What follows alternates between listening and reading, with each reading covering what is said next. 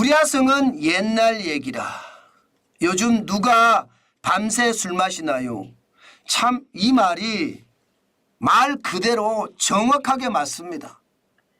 지금은요, 우리나라 경제가 그렇게 됐어요.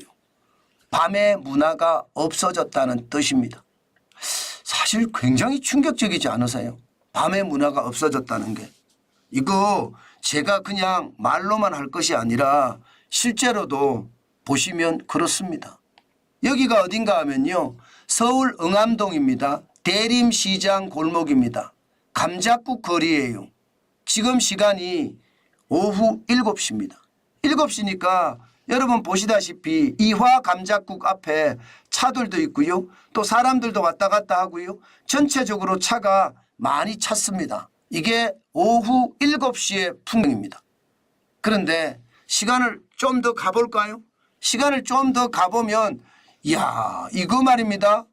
진짜 놀랍니다. 보세요. 똑같이 이화 감자국 앞이죠. 똑같은 시간입니다. 새벽 1시로만 넘어왔을 뿐이 똑같은 장소. 새벽 1시입니다. 사람이 없어요. 실제로 문도 닫혀 있습니다. 문도. 문도 닫혀 있습니다. 이게 지금 대한민국 밤문화의 현실입니다. 충격적이죠. 이제는 불야성이 없다는 옛날 얘기가 전혀 틀리지가 않습니다.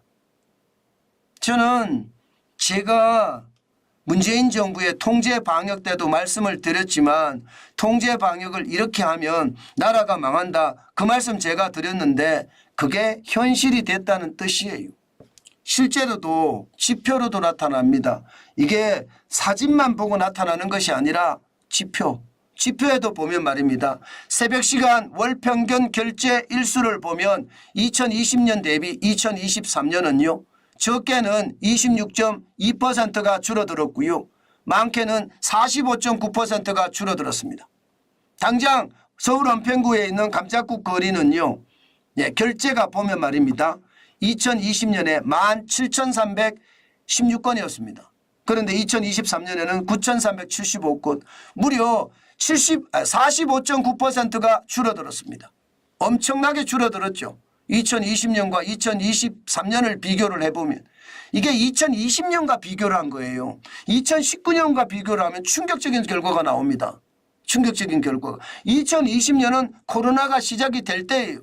그런데 코로나 때보다도 새벽 시간 월평균 결제 건수가 지금 45.9%가 줄어들었다는 것은 우리나라의 밤문화가 완전히 바뀌었다는 뜻입니다. 충격적이죠. 신림순대타운도 마찬가지입니다. 서울 관악구에 있는 신림순대타운도 말입니다. 2020년에 6만 392건이었습니다. 그런데 2023년에는 4만 4,557건이에요. 26.2%가 줄어든 숫자입니다. 진짜로 장난 아니게 줄어들죠. 이만큼 말입니다. 지금 대한민국은 이제 24시간을 영업하는 그런 가게들이 거의 없다는 거예요. 밤샘 영업은 이제 중단한다는 뜻입니다. 앞서 제가 말씀드렸던 이화 감자국만 하더라도요. 24시간 영업을 했지만요. 2년 전부터 밤샘 영업을 포기했다고 합니다. 그만큼 손님이 없다는 뜻이죠. 밤샘 영업을 포기한다는 뜻은요. 결국 밤에 일하게 하면요. 전기요금에 인건비에 재료비에 더 이상 감당이 안 되니까 밤샘 영업을 포기할 정도라고 합니다. 실제로도 여러분, 실제로도 보시면 밤샘 영업을 중단할 수밖에 없습니다. 그만큼 말입니다. 최저임금이 엄청나게 많이 올랐잖아요. 문재인 정부 5년 동안에 41.6%가 올랐으니 인건비 감당 안 되는 것 당연하고요.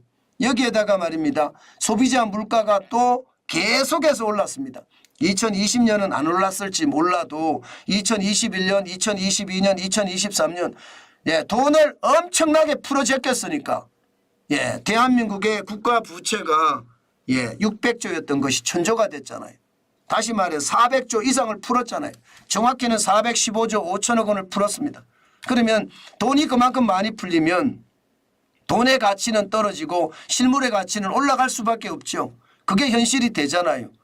그러면서 물가가 계속 벙벙 뛴 데다가 이게 코로나19를 통해서 전 세계가 공급망이 무너졌습니다. 그 바람에 수입 물가까지 올라갔어요. 감당이 안 되는 거죠. 그러니까 인건비는 인건비대로 올라가, 물가는 물가대로 올라가, 세금은 세금대로 많이 나와, 월세는 월세대로 많아. 버티겠습니까? 이게 자영업자들이 버티지 못하는 아주 최악의 조건이죠. 그런데 더 최악은요. 더 최악은 통제 방역이 이런 모든 상황을 부추겼다. 이렇게 생각할 수가 있는 겁니다. 여러분, 문재인 정부의 2년 1개월 동안의 통제 방역은요.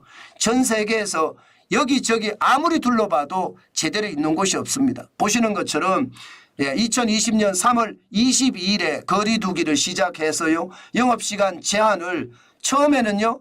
오후 9시까지 영업해라. 더 이상 영업하지 마라. 이렇게 이야기하면서 4차례 번복을 했었지만 2022년 4월 1일 밤 12시까지다. 이렇게 아예 묶었습니다. 2년 1개월 동안 이렇게 통제 방역을 하면 여러분 사람의 습성도 바뀝니다.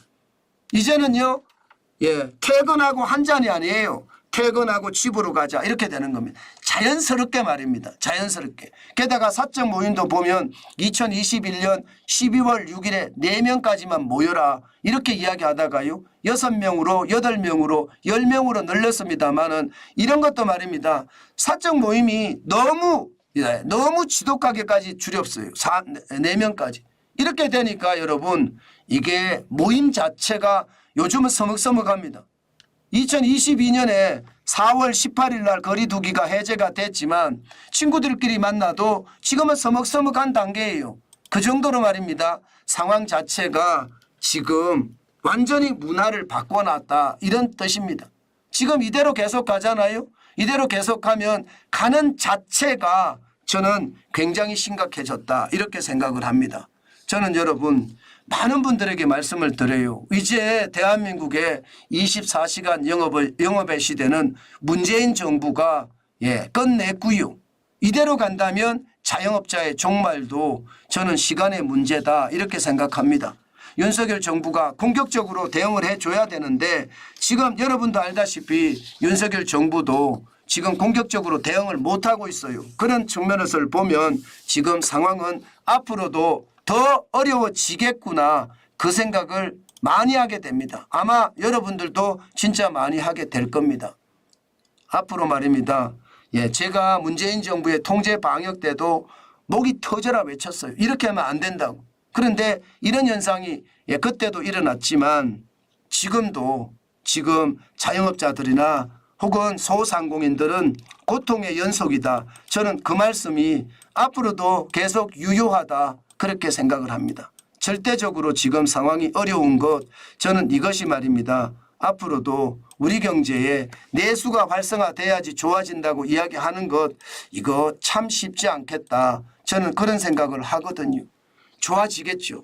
좋아지겠지만 앞으로 얼마나 빠른 시간 내에 좋아질지 좀 더 두고 볼 일입니다. 그렇지만 여러분 만약에 여러분들 중에 자영업을 창업을 하겠다 이런 생각을 가지신 분이 계시다면 조심하시고 또 조심하시고 또 조심하시라는 말씀 제가 강조해서 드립니다. 그만큼 중요하다는 뜻입니다. 그만큼 중요하다. 지금은 창업을 할 때가 아니라 창업도 하지